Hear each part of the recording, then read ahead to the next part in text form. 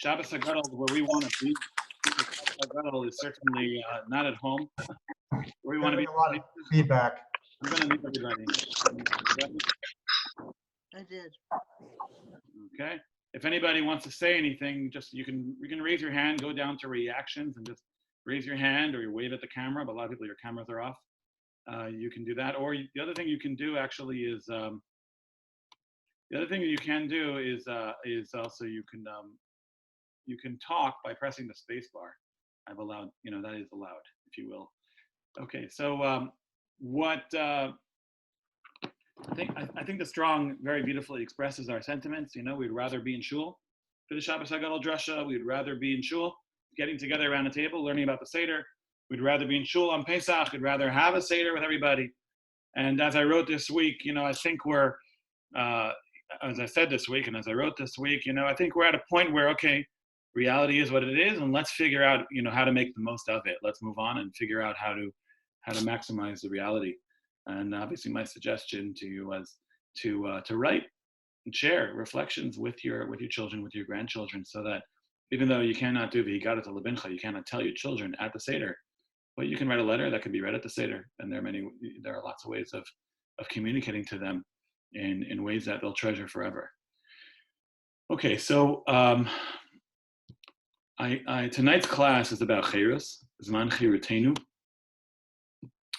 and I'm going to start off with a brief idea.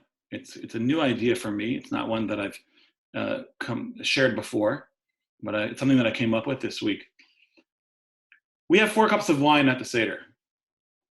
Those 4 cups of wine are obviously, the first one is a Kiddush. The second one we drink after Magid. We pour it before Magid, but we drink it after Magid. The third cup is after benching, and the fourth cup is, I think, after Halal. Okay, so before Nirza. So here you have these 4 cups of wine, and why 4? Why 4 cups of wine? And of course, the 4 cups represent the 4 Lashonos of Geula, but the 4 different expressions of redemption that are found in Exodus. And we talked a little bit about this on Thursday night. Thursday night and on Sunday night, we talked about this a little bit. What I want to share tonight is, why is it that the 4 expressions of Geula, where Hashem says, and I took you out, and I take you for myself, and I saved you, these 4 expressions, why are they celebrated by over a cup of wine? In other words, the Medrash teaches us that the reason why we drink these 4 cups of wine is because of the 4 languages of redemption found in the Torah. Okay, so we've got 4 languages of redemption found in the Torah. What does that have to do with a cup of wine? The commentaries in the Mishnah who speak about 4 cups of wine bring the Medrash and say that this is the reason. It's because of the 4 languages of Geula, 4 languages of redemption, 4 different words used by God to describe taking the Jewish people out of Egypt. Well and good. Why? Why is it that way? Why is it? What is the connection here between the cup of wine and the expression of Geula? So what I want to suggest is something which is really quite simple and maybe obvious, but it's something that's new for me. The concept of toasting someone or something by holding up, if you will, a cup. Let me hold up an actual cup instead of a can. You hold up a cup and you say, I want to make a toast. What is it that you're doing at that moment? What is it that you're doing at that moment? You're making a toast. You're holding up a cup of wine. I remind you of Tehillim. I remind you of Hallel. What do we say in Hallel? And we sing it. Mashim Lashem Kol Tagmulahi Aloi. How can I repay Hashem for all of his bounties to me? Everything that he has done for me. Kos Yeshuo Sesa Uvishem Hashem Ekra. I raise the cup of deliverance and I invoke the name of Hashem. What am I doing by holding up a cup of wine? This is not a secular concept. It's a Jewish concept. I'm toasting Hashem. I'm saying, thank you, Hashem, for saving me. Thank you, Hashem, for saving me on level number 1 when you took me out, when you stopped the servitude. Thank you, Hashem, for level 2 when you I don't know, when you gave us the wealth of the Egyptians. Thank you, number 3, when you gave us the mitzvahs. Thank you, number 4, when you gave us the Torah. Whatever the 4 languages represent and correspond to. Thank you, Hashem. I'm thanking Hashem with each one over a cup of wine, because that's the way that we celebrate. It's called a koshel bracha. It's a cup of blessing. Same way you have a cup of blessing at a wedding, a cup of blessing at a bris milah, a cup of blessing at a pidyon abed. Every significant simcha, there's no cup of blessing at a funeral or at a shiva, but every significant happy Jewish occasion is celebrated over a cup of wine. What do we say in Havdalah? Don't we say the same thing? Hine kol Yeshua si evtach v'lo evchad, ki aziv zemaskal, Hashem ahilisha, shavta maim, lahudam ha'sa'ara v'simcha v'sasam v'kar kigenti lanu, kos Yeshua es esa, v'shem Hashem ekra, the same pasuk. And lift up a cup of salvation, a cup of deliverance. And I say thank you to Hashem. I actually do it every single Motzei Shabbos. You use that pasuk. But really, that's what's happening at the Seder. And as I mentioned on Sunday night when we spoke about the Seder, what's happening during the Seder is we're going from a place of shibud, of slavery, and we're becoming free. And so we're celebrating that freedom. We're celebrating that freedom throughout the night. And each time by toasting it, which I think is a neat concept. I think it's one that we can connect to. If anybody has any questions, the best way to ask a question is by typing into the chat. The way that I have the chat set up is I can type to everybody, meaning I can say hello. This is the chat. Right now it'll pop up on your screen probably. But when you type in response to me, it'll be private. I do that for my students who I don't want them conversing with each other. And you can understand why we might do that. Okay? All right, so that's a place where you can easily ask a question, and I should be able to notice it. Or you can just raise your hand, call on you, and press the space bar, and you're welcome to chime in. Okay. It's difficult.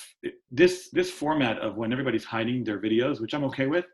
I have no problem with you hiding your video if that's what works for you. It's a little bit different. It's almost not quite like talking to a wall in the language of my wife, but it does make it a little bit challenging because without the feedback of seeing what's on your faces, it's then a little bit more. I can know a little bit more if are you in tune with me or not. Okay.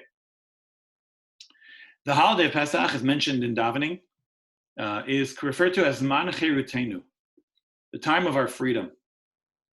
The time of our freedom. Let me share a little bit of my screen here with you, just to give you a sense of, remind you of where you kind of see that in davening. Those of you that daven in the Hebrew, you'll see it over here, right over here.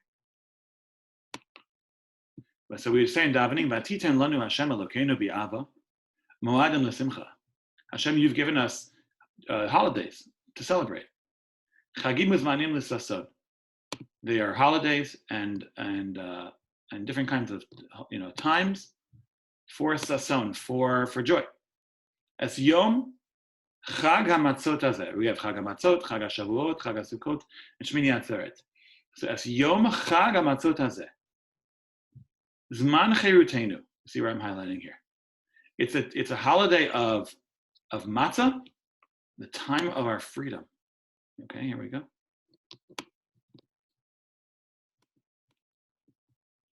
It's a time of freedom. Chag HaMatzot hazeh, Zman Cherutenu. It's a holiday of matzah, time of our freedom. Mikra Kodesh Zechli Yetzias Mitzrayim. We say this in the Kiddush, and then we say it as well in the davening as well. So what is it that we refer to? What is it that we refer to the holiday as? Zman Cherutenu, the time of our freedom. The time of our freedom, and that's critical. And if we can understand what Zman Cherutenu is, then we'll understand much more what is what's the holiday really all about. And that's what we're going for tonight. Okay, that's our goal tonight. So I have a number of questions I want to ask, and as always, I'm happy to share my notes with you, though there's very little English in my notes tonight. But I have a number of questions to ask about the nature of Pesach and the holiday, and I would like to hopefully we'll be able to answer all of them tonight, hopefully before 9 o'clock. Okay, that's my goal. Question number one, what is chirus? What is freedom? That's question number one. Question number two, why is it written in the present tense? Why is it written in the present tense?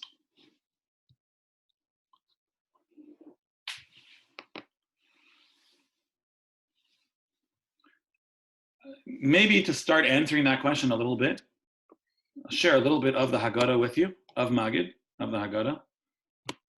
And I'll show you the language over here. Lefikach. The other questions we're not going to get to till later, but even this question, the depth of it, we're not going to address yet. We're just going to answer it on a simple level, but obviously it'll beg another question. Lefikach, therefore. Anachnu chayavim. You know when this takes place? Do you remember the language here? This is the end of Magid, just before you drink the second cup. Lefikach anachnu chayavim lahodos lahalal l'shabeach. We're obligated to thank, to praise a different way, lefair, leromim, to exalt, lahader, to glorify, levarech, to bless, laale, ulekales, all different expressions of praise. Lemisha asal avoseinu, to he who made these miracles for our forefathers. Villanu. Not only did he make these miracles for us, he made these miracles for us as well. Villanu, and for us as well. Key word. Hotzianu, me'amtus acheres. He took us out. He took us out. He took me and you and our entire shul out from avdas techeres, from slavery to freedom. Miyagun l'simcha, from a place of pain to a place of happiness. Me'eva leyamta, from a place of mourning to a holiday. Me'afela, from a dark place, or haGadol, to a great light. Mishibud legeula, from slavery to redemption. Therefore, let us say before him, Shira Chadash, a new song, Hallelujah, praise be God forever. Here we have, besides for other questions, we have a little bit of an answer, because why do we say it's Man Cheruseinu? Why is it the time of freedom in the present tense? Because Hashem took us out. There's some aspect of freedom that's happening in the present tense. Of course, this begs additional questions, which is, what is the difference between Avdus to Cheres, slavery to freedom, Shibud, servitude, to Geula, to redemption? You know, in English, we don't necessarily in English, we don't differentiate, when it comes to synonyms are synonyms. And by that I mean, words are synonymous with each other. They essentially have the same meaning. But in Lashon Kodesh, in Hebrew, the language of the Torah, that's not the case. And words are not synonymous with each other. And therefore, one of our goals tonight is going to be to define what's the difference between Avdus and Shibud. Avdus in English is slavery, Shibud is to be enslaved. But Avdut and Shibud, those are two separate things. Cheres is freedom and Geula is redemption. What's the difference between freedom and redemption? Okay, we can argue about it in English. Yeah, we could do that, I know. But practically speaking, essentially in English, they're synonymous. So there's going to be a difference between the two when it comes to the Hebrew language. Is there a different connotation? The Rambam writes, and this is a Rambam that I probably quote every single year. The Rambam writes, and this goes back to our question about why is Man Cheruteinu, the time of our freedom, written in the present tense.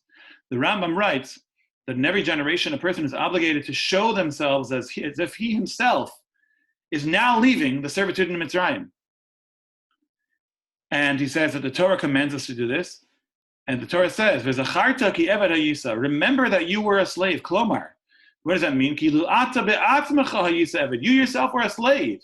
V'yatzasa l'cheres v'nefdesa, and you went out to freedom, and you were redeemed. So see very, very clearly in the language of the Rambam as well that this is something that's happening in the present tense.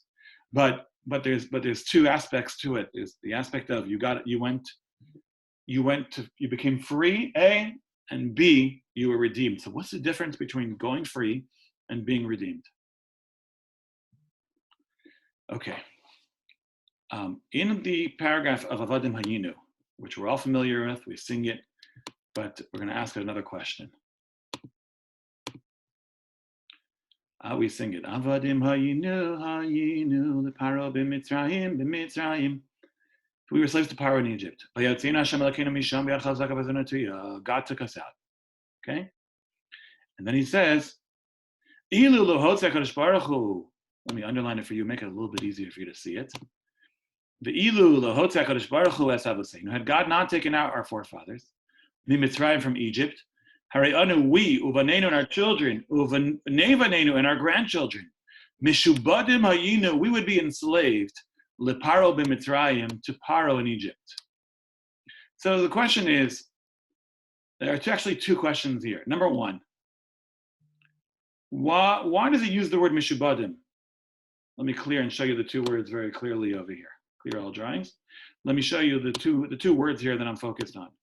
For here we have the word avadim. We were slaves to Paro. Here we have the word mishubadim. We would be enslaved. Is it simply a matter of conjugation? It could have said Hare anu v'neinu avadim hayinu the Paro. We would be slaves. What's the difference between avadim and mishubadim? That's one of the questions which we're going to address. Another question that some of the people ask, which is a new question for me, that I have never thought about before, is the question of why do we actually say this paragraph at all? If you think about it, are we free today? There was this wonderful video that went around today. I shared it on the WhatsApp group for the shul. If you're part of that, you got to see it. It's a wonderful video. I don't even know who the rabbi is, but he talks about Mashiach in a very real way. And one of the points that he makes is that before all this came along, many people would have said, I can't go. I've got my family here. I have my shul that I'm so attached to here. I've got my business here. And he says, no, we don't have our businesses. We don't have our shuls. You can work, if you have work, it's because you can work from home. And nobody can go into your shul.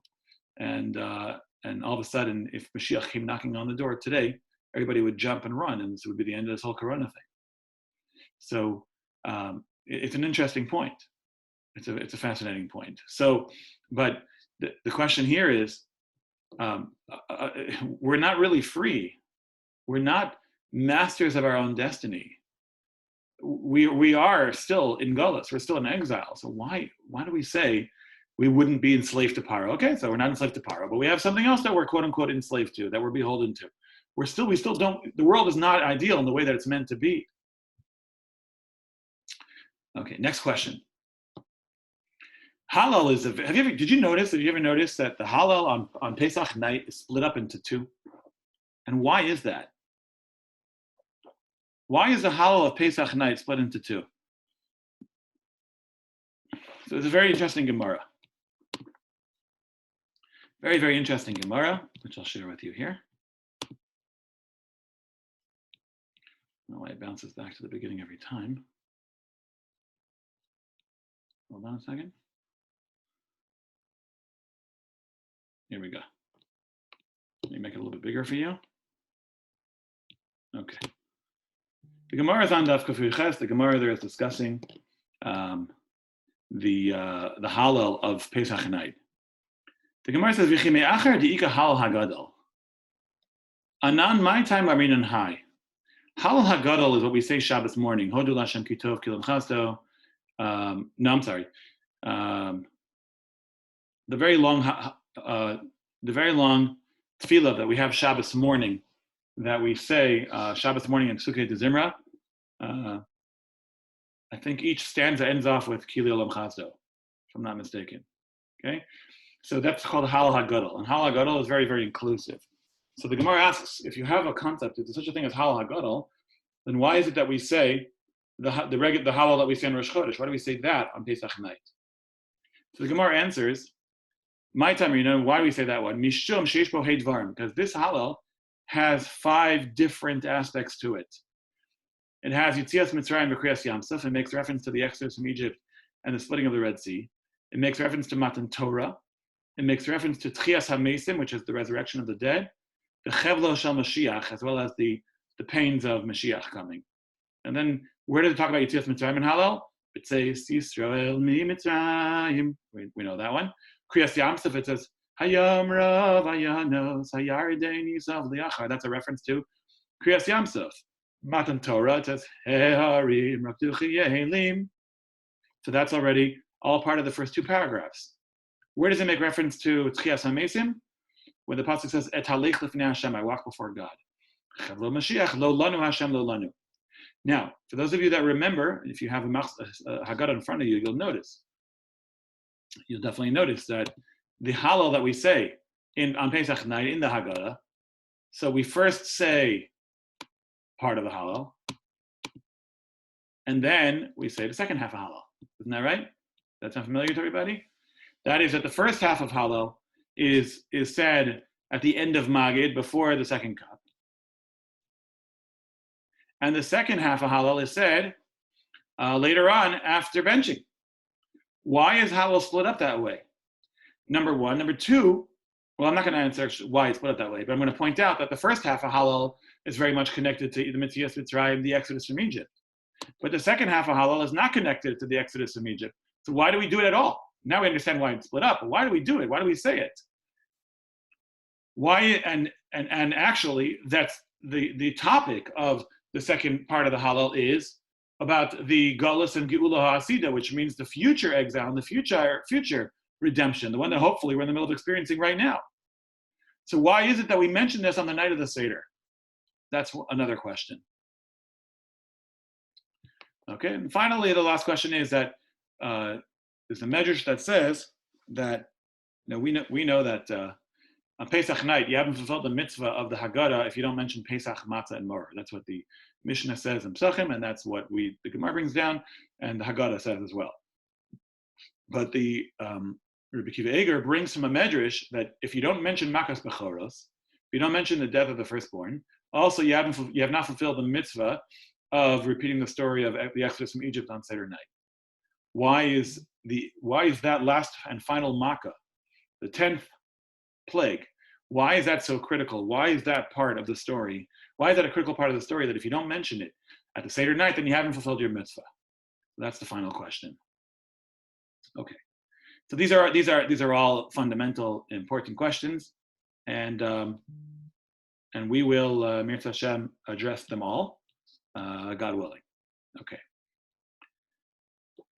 The starting point the starting point, if you will, is another Gemara.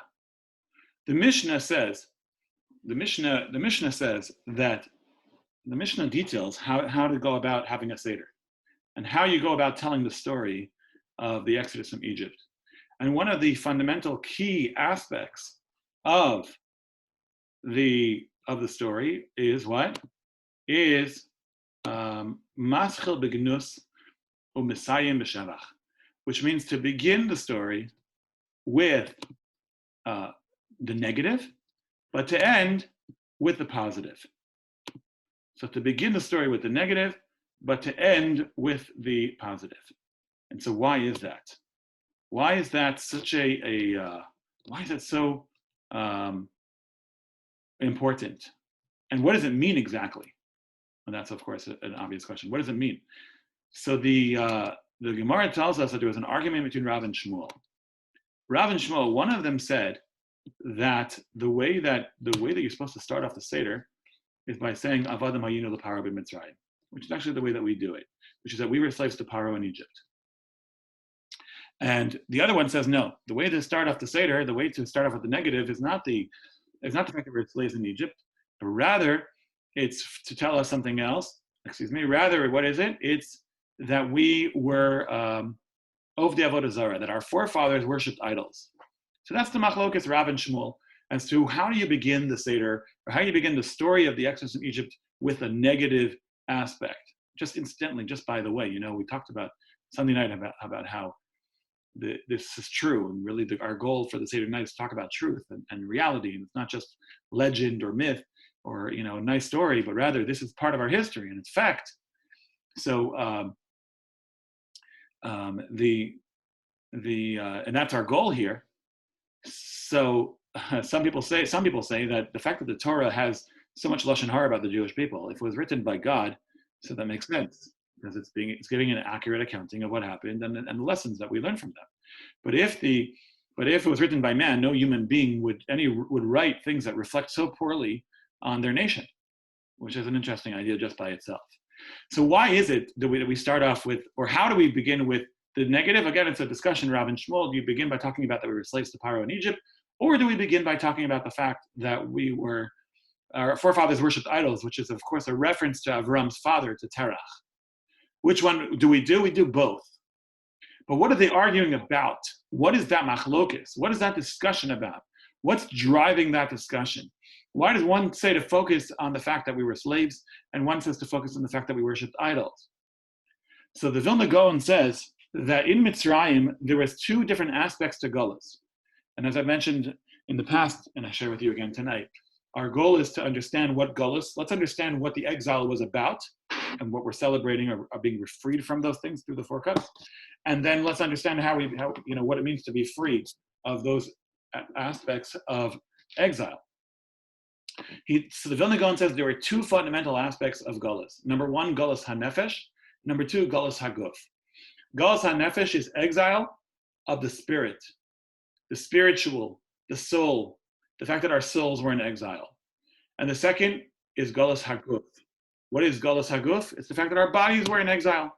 The fact that our bodies were in exile, that's the second aspect, second element of the exile. You have Shibud HaGuf and Shibud HaNefesh. What is the Shibud HaNefesh? What's the servitude of the soul? So Mitzrayim is known, as according to the Zohar, Mitzrayim, Egypt, was a place that was a spiritually impure place. The Jewish people had fallen to the 49th level of Tumah. Whatever that means exactly, I can't tell you, but that's what the Zohar says. I quoted today. The Zohar says that Mitzrayim, in Egypt, the Jewish people were exposed. Their environment was one that was such a negative environment, was such a horribly polluted environment, that their souls were at risk for just being destroyed. On the one hand. On the other hand, obviously, they had avodas perach. They were slaves. They were not masters unto themselves. They were told what to do. We talk about, some people say that the men had women's work and women had men's work. Young people had old people's work and old people had young people's work. Whatever pshat, whichever understanding of avodas perach you want to go with. Or maybe some say that Pisum and Ramses, the cities that they built, were built on a swamp, and there was no success. There was no feeling of success or of pride in their work because it was built in a swamp. Therefore, the buildings actually just sank. And some say that's what it means that they had avodas perach. But basically, their bodies were enslaved. There's no question about it. What do we say in davening? It's a great Chabad song. Mi Mitzrayim ge'altanu. From Egypt, God redeemed us. Umi beit avadim piditanu. And from the house of slavery, He redeemed us. So earlier we said one of our questions was what? What's the difference between Mitzrayim and Beit Avad? And what's the difference between Egypt and the house of slaves? On the one hand, and then what's the difference between Geula and Pedia? Between redemption and redemption. In English, you would use the same word to describe it. But what's the difference? So the Brisker Rav has got this amazing idea. He says that, and I have the notes over here. I'll share them with you. I'm going to read them to you. We had both Geula and Pidyon from Mitzrayim. And he points out that in many places in davening, like we just said, Mitzrayim ge'altanu v'yisavanu pidisanu. What's the difference again between Egypt and the house of slavery? And what's the difference between Geula and Pidyon, between redemption and redemption? As I told you before, in English we use words that are apparently synonymous with each other, arguably synonymous with each other, but in Lashon Kodesh, in the language of the Torah, words are not synonymous and they each have their own meaning. So the Brisker Rav explains very beautifully that the word Geula is found throughout Halacha and throughout the Torah in reference to moving from one property to another. For example, we might be familiar with the concept that when you buy land in Eretz Yisrael, it's only a 50-year lease at most. It really depends on the Jubilee year, on Yovel. So that's how the prices are structured. So you're only buying it for 13 years or 17 years or 49 years. Obviously, that'll change the price of the land that you're buying. What happens in the 50th year? Geula. It goes back to the original owner. So it's a change in ownership. So that's Geula. Geula indicates a change in ownership. So here we have the physical slavery of the Jewish people, where they changed the owners, if you will. Mitzrayim ge'altanu. U'mibeis avadim pidisanu. But from the house of slavery, we were redeemed. What is Pedia? So I'll read you the language of the Brisker Rav. It's pretty intense language. Chalois bechefsa de be'atzmusa nishtana. What does that mean, Uncle Ali? What does that mean? Chalos bechevtza de be'atmusa nishtana ba de mikoidem ha'isa hektish v'achshav hichulin. So the word pidyon is used, for example, when it comes to redeeming something that belongs to the Beit HaMikdash. Let's say somebody says, let's give it as an example, there's a halachic concept called Meiser Sheni. Meiser Sheni is 10%, it's one of the tithes that you have to bring. I think it's year 1, 2, 4, and 5 of the 7-year Shemitah cycle. I think those are the years for the second tithe. I'm not sure if I got that right, but it's hopefully it'll be more relevant soon, very, very soon, for the coming of Mashiach.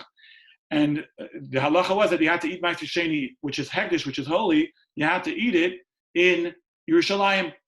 You're not allowed to eat it outside of Yerushalayim. But it wasn't so reasonable. They didn't have a trucking companies to carry all their produce to Jerusalem. Number one. Number two, I mean, you know, how much stuff do they need already in Jerusalem? And they didn't have trains back then to carry, to do all the shipping that they needed. It's funny that you can use the word shipping and put it on a train. I don't think we say training. But that was the halacha. So what do they do? Instead of bringing all their fruits and vegetables to Yerushalayim, they did, thank you, Joe, they did pidyon. They're poded, which means that they transferred the kedusha, they transferred the sanctity from the fruits and the vegetables onto the coin. Then they brought that coin, they brought it to Jerusalem, and there they spent money and they supported the Jerusalem economy. Okay, and then they ate the food there in Jerusalem, or they gave it to their family members who were living in Jerusalem going to yeshiva. That's how the Sefer HaChinuch says it. So what's pidyon?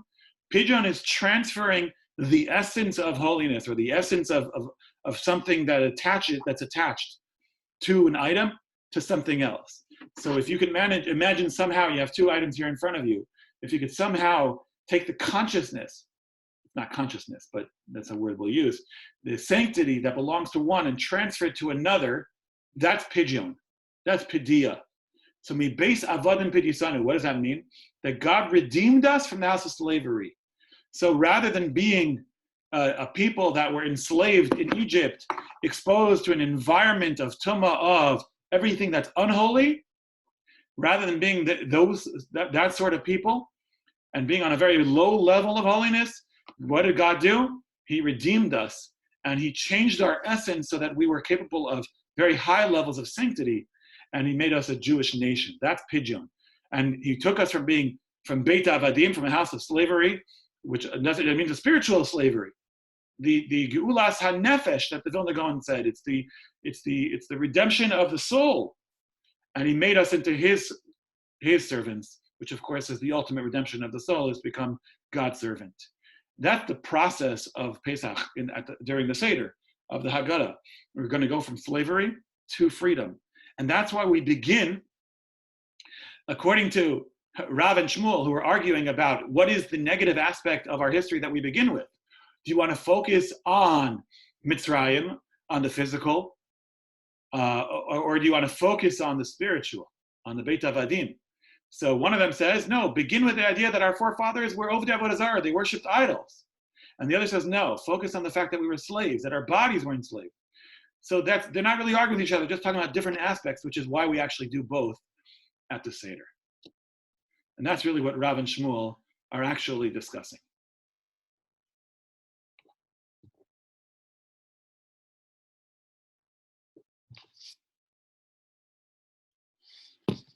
Okay. There's a beautiful, beautiful piece here from the Ma'aseh Nisim. The Ma'aseh Nisim is a Haggadah that's written by the same one who we gave a shir on his Megillah. So now we'll just mention him in the Haggadah as well. Rabbi Yaakov Elisa is a prolific writer. When did he live? Probably in the 1800s, but I'm not sure. I didn't look it up. Okay. So Rabbi Yaakov Elisa writes in his Haggadah a very powerful idea that's a complement to what we're saying right now. I'd like to read it to you. So he says, and this goes back a little bit to how we can understand, and on a much deeper level, what we're talking about, why the cherus, why the freedom is not something that's a past event, but it's part of our present. So he says like this: what does it mean that in every generation you have to view yourself as having left Egypt? He says the intention is not, for those of you that like to read the Hebrew, I'm happy that I'll share it with you as well.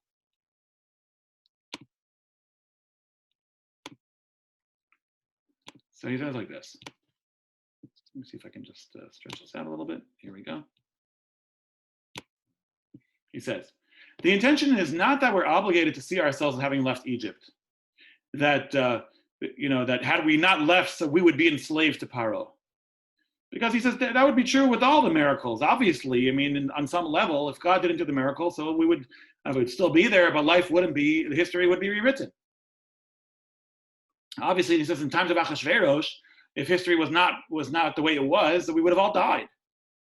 So he says that's not the intention, but it's not the intention just to speak about the physical, where we would be. He says rather we're speaking about something else. He says that what's the bracha that we said at the end of Magid that we mentioned? Asher ge'alanu v'goal savosenu. God redeemed us and redeemed our forefathers. We're talking about a personal redemption. What are we talking about? So he says like this. If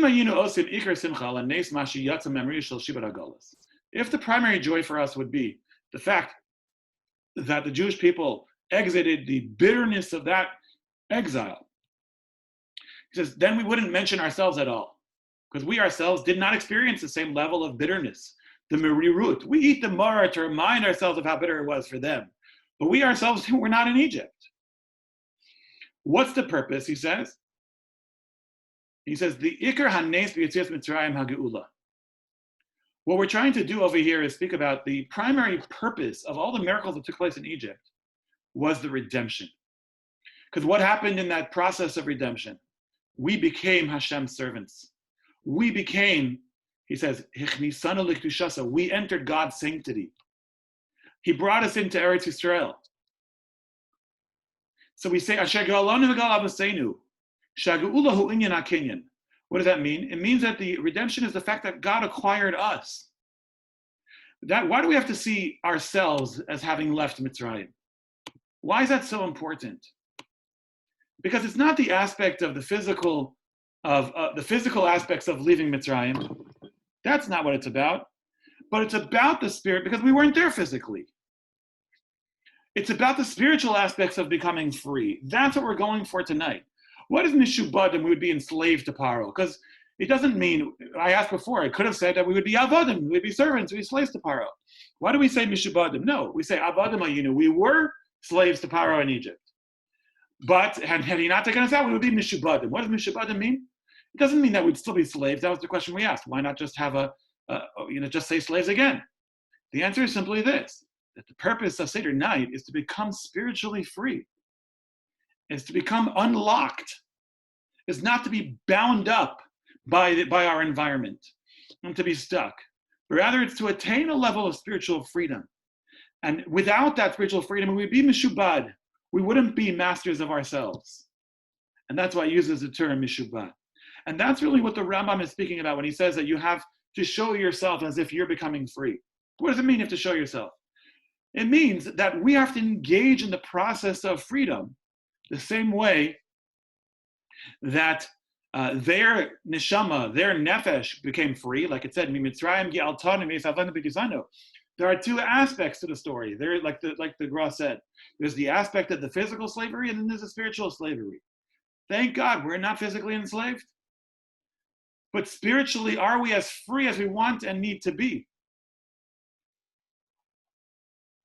This night of Pesach is a time to tap into the freedom of becoming spiritually free. That's the idea. That's what we're going for.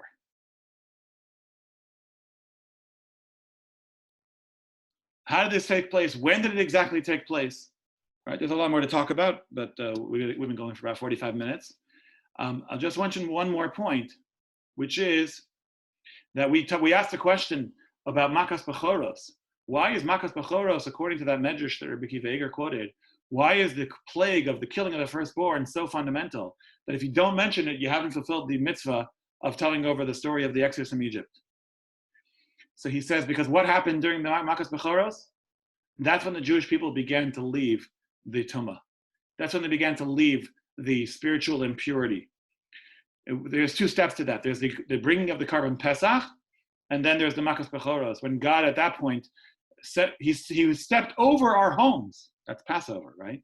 He went over our homes in order to see, and that's when he separated himself between the sanctity, the kedusha, and the tumah, and the lack of sanctity, between holiness and all that which is unholy. When did God do that? God did that at the plague of the firstborn, when he passed over us and he separated between the Jewish people and the Jewish people at the time. So if you go back to our list of questions, and I just want to mention one more thing, which is that the 4 cups of Geula, which we're toasting, as I mentioned, we're toasting different aspects of redemption. So we're toasting the aspect of being physically freed. We're toasting the aspect of being spiritually freed. And that's what we're toasting. Kos Yeshua Sasai. I lift up the cup of salvation and I say, how can I thank Hashem? And I make a bar priya geffen over it. So some of the questions we asked are, I think all the questions that we asked are answered. I can do a quick review let's do a quick 5-minute review, maybe less. What is Cheres? So Cheres is not just physical freedom. Cheres is spiritual freedom. And that's why it's written in the present tense. Why did it say Mishubadim? Because we would not really be slaves to Paro in Egypt, but we would be enslaved to the Paros of today's Egypt. And we would not have that freedom to be spiritually free. What's the difference between Pidyon and Geula? Mitzrayim, Gealtanu, Beis Avadim, Pitisanu? What's the difference between Mitzrayim and Beis Avadim? The answer is Egypt is a place of physical slavery, and Beis Avadim is a place of spiritual slavery. Geula is being free physically, and Pidyon is transferring our essence from a place which is spiritually impure to a place that's pure. By the way, if you think about it, it makes a lot of sense. What do we say in the first of the 10 Commandments? Anochi Hashem Elokecha, I am Hashem your God. Asher hotzitecha me'eretz Mitzrayim, who took you out of Egypt, mi Beit Avadim. So it's redundant. Why do you have to say mi Mitzrayim, mi Beit Avadim? The same approach is going to work over there as well. I took you out of physical slavery, and I also took you out of spiritual slavery. And we talked about how the Machlokas Rav and Shmuel about what does it mean to begin with the negative aspects of our history. Why do we include both? Why do we include both the fact that we were slaves to Paro in Egypt, and we also include the fact that we were over the Avodah Zarah, that we worshipped idols? Because both are important. There's a physical aspect, and there is the spiritual aspect. Finally, and then of course we mentioned why Makas Bacharos, the death of the firstborn, is so critical, because that's when God separated. He passed over the Jews because now the Jews are already spiritually a different entity. The last question, which we did not come back to, is, I'll take questions in a moment, Tom, thank you, that the second half of Hallel is very much not connected to Egypt, but it's about the future redemption. So why do we mention it at all on the night of the Seder? So that's a question which I did not address at all. Let me go to my notes here.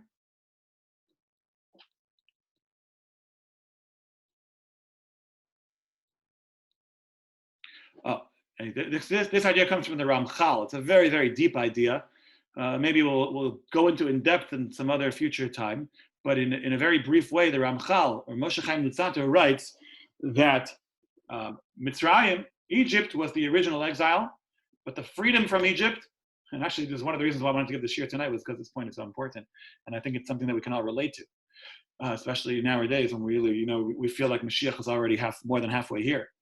So the Moshe Chaim Luzzatto writes in something called Maimer HaChachma that on this night, which of course is a celebration of our history, but it's of course not just a celebration of history, it's our present as well that we're celebrating, that Hashem took us out from Mitzrayim, from Egypt, and is taking us out.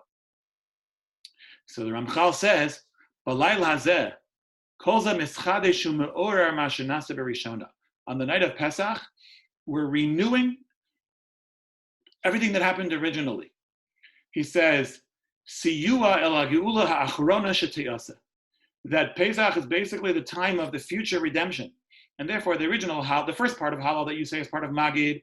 That's part of the story of Yetzias Mitzrayim, because it's a celebration of Thanksgiving for the fact that God took us out of Egypt.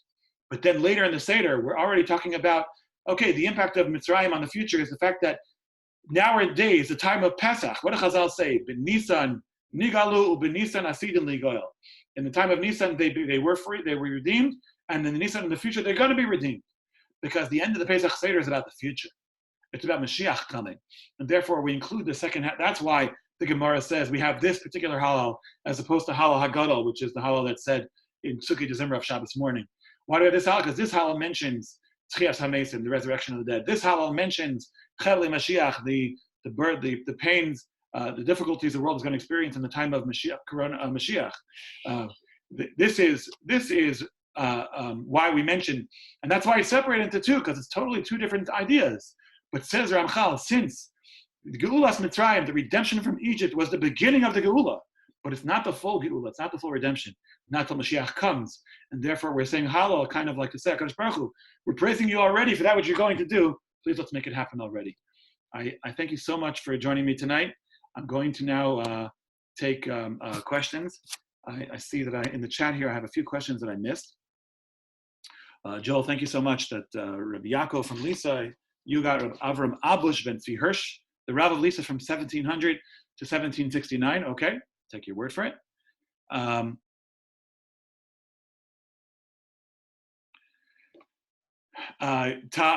has an interesting question. He says, why did the Jews need to put blood on their doorposts? Okay, I want to ask you this question. I'm going to give you a poll. Okay, I don't have an advanced enough version of Zoom to do this as a poll officially, but I want to ask you this simple question: was the blood on the doorpost from the Korban Pesach, was it on the inside of the door or the outside of the door? Meaning, was it for God or was it for the Jews?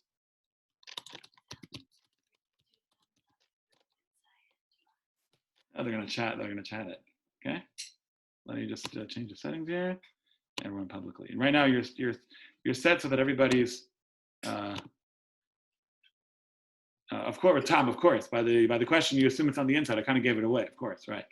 Okay. Could it also have been both? Could it have been both? The Beis Yosef in his conversation, Rabbi Yosef Karo has a fascinating book where there's a conversation recorded between an angel of God and Rabbi Yosef Karo. I forget what the book is called in the moment, but one of the things that I noticed there in Parshas Bo is where he talks about, and actually they put it on the inside. In other words, somehow or another was a sign for the Jews. Obviously, God knew where the Jews lived. He didn't need a sign. We have an address on our door primarily so that, God forbid, should we call 911 for the mailman and for 911. Why else do you need to have your address, lit up in an obvious sort of a way, right? God forbid we should need either one of those. But the mailman, I guess we can use, right? Especially if he's bringing checks and not bills, we'd be happy to take it. So I have a question. My Jewish e-card that I have is showing the blood being on the post on the outside is then incorrect? That's right. It's incorrect. It's a very common misnomer. Okay. You can talk by pressing the space bar and asking a question. If anybody has any questions, I'm happy for you to ask. This is recorded, and the video and the audio recording will be up on the shul website. If anybody wants my notes, I'm happy to give them to you. And I thank everybody for joining us, especially my brother, for whom it's 1 o'clock in the morning, or no, 12 o'clock in the morning. And I wish you all a lovely and wonderful night. And if you want to say anything, all you have to do is hit the space bar, and you're welcome to talk. Where do we know it was on the inside? How do I know that? Yeah. I told you it's a sefer by Rabbi Yosef Karo. That's where it says it. I don't know if it says it more clearly in the Chumash. I don't know if it says that in the Chumash, but it's one of these things that you learn from your kindergarten teacher that it's on the outside. Can I interject here, Avi? Yeah, right. Vayadam lachem laos. Rashi Parshas Bo says lachem laos means lachem on the inside. Meaning for you. It's for you. Rashi on the pasuk that says where to put it. Yeah. I'm going to mute everybody again just because of the feedback. You can unmute yourself by pressing on the space. Okay. Okay, everybody. Laila Tov. Have a wonderful night. We should be zocha bezat Hashem to it should indeed be a zman of geula, and God willing. Oh, Clark, go ahead. Are you giving me applause, or are you want to say something? Hold on. I'm trying to unmute you. Clark, go ahead. It was applause. Oh, okay. Thank you very much. I appreciate that. Thank you. My pleasure. Have a good night, everybody. It's wonderful. Thank you. Norma, my pleasure. I would like you to send it to Johnny, maybe. I'll be happy to. I'll tell him you asked. Okay, thank you. Okay, bye-bye.